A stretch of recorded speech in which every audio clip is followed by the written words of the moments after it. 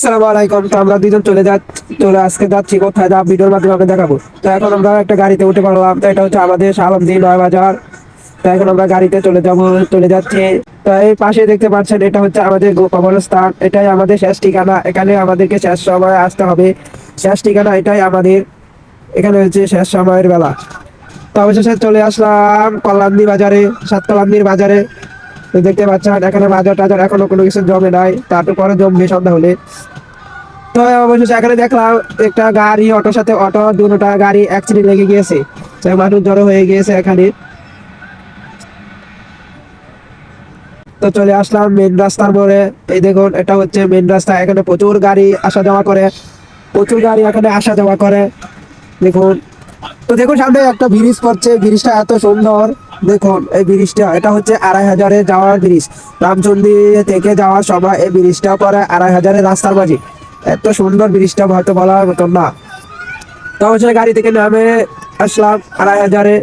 তো 2,500-এর চার রাস্তার মোড়ে দেখুন কত গাড়ি। এখানে সিএনজি আর অটো গাড়িতে ভরা। দেখুন এখানে গাড়ির জায়গা হচ্ছে না, এত গাড়ি এখানে। তো অবশেষে আমরা সিএনজি নিলাম একটা। সিএনজি দিয়ে কোথায় যাচ্ছে তা আপনাদেরকে ভিডিওতে দেখাবো। তো অবশেষে সিএনজি দিয়ে চলে আসলাম সরাসরি গাউসিয়া ফুটপাতের বাজারে, কাঁচা বাজারে। এখানে দেখুন কত সুন্দর রঙ বেরঙের বাজার, কাঁচা বাজার।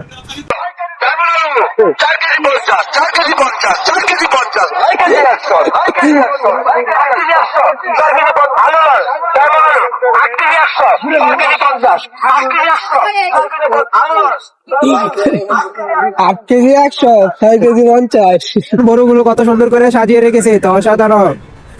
আসলে শহরে আসলে যে কত বড় বড় গাড়ি দেখা যায়, তা শহরে বা ঘর থেকে বেরিয়ে কোথাও না গেলে হয়তো বুঝতে পারবেন না। দেখুন কত বড় বড় গাড়ি এই শহরের মেন রাস্তায়, চৌরাস্তায়, গাউসিয়া চৌরাস্তায়। দেখুন কত বড় বড় গাড়ি। তা হয়তো গোল চক্করের মাঝখানে এখন থেকে অন্য রাস্তায় চলে যাবো।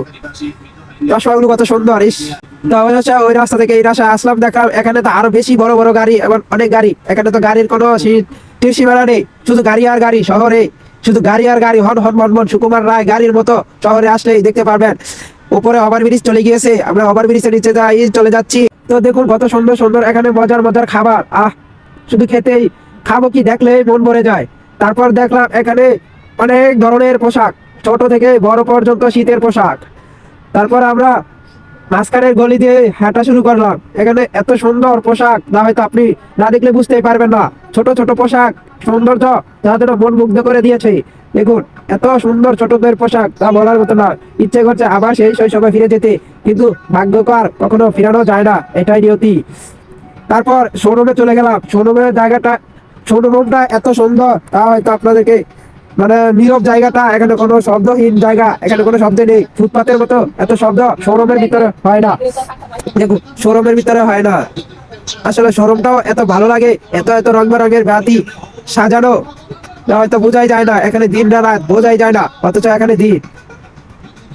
কত সুন্দর সুন্দর পোশাক, কিন্তু সবই তো টাকার খেলা। বাচ্চাটা ভয় পেয়ে গিয়েছিল এটাকে ধরে। তারপর ফুটপাতে আবার চলে আসলাম। চলে এসে এখানে একটা শার্ট কিনলাম। তারপর আমি দেখি 300 টাকা দিয়ে শার্টটা, 300 টাকা দিয়ে কিনলাম।